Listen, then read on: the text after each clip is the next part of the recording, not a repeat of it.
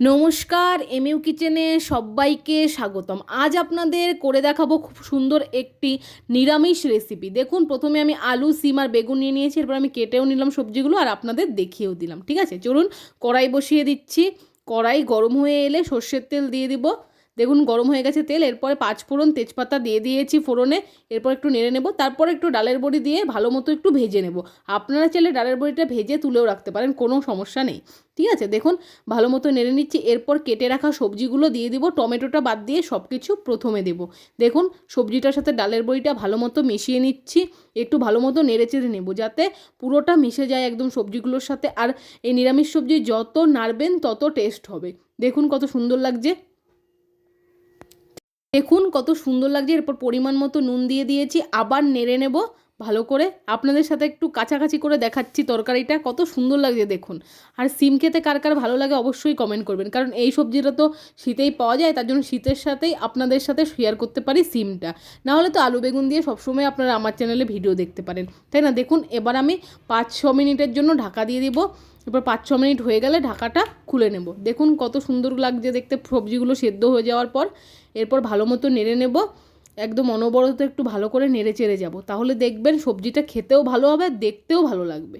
দেখুন এরপর পরিমাণ মতো হলুদ দিয়ে দিলাম, লঙ্কার গুঁড়ো দিয়ে দিলাম। এরপর একটু আপনারা চাইলে লঙ্কার গুঁড়োর জায়গায় কাঁচা লঙ্কা দিতে পারেন, কোনো অসুবিধা নেই। আমার কাছে কাঁচা লঙ্কা ছিল না, তাই আমি শুকনো লঙ্কার গুঁড়ো ইউজ করেছি। দেখুন হলুদ আর লঙ্কার গুঁড়োটা ভালো মতো মিশিয়ে নেব। এরপর কেটে রাখা টমেটোটা দিয়ে আরও একবার ঢাকা দিয়ে দিব। আর কে কে আপনাদের বাড়িতে নিরামিষ তরকারি খেতে পছন্দ করে অবশ্যই কমেন্টে জানাবেন। আর এরকম মিক্স নিরামিষ তরকারি কে কে খেতে ভালোবাসেন সেটাও বলবেন।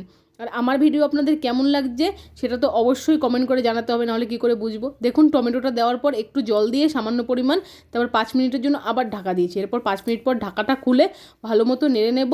আর সবজিগুলো একটু ভাজা ভাজা করে হালকা কষিয়ে নেব। দেখুন আমি করে নিচ্ছি ভাজা ভাজা করে।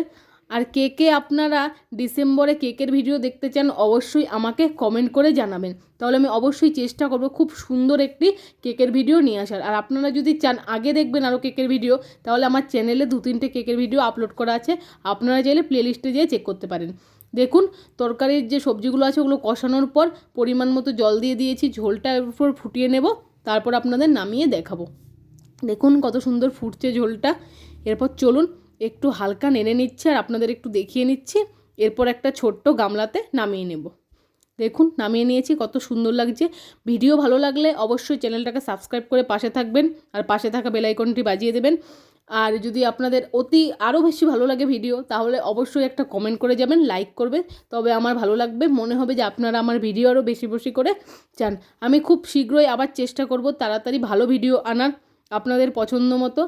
আবার আসছি নতুন একটা ভিডিওর সাথে। সুস্থ থাকবেন, ভালো থাকবেন, ধন্যবাদ।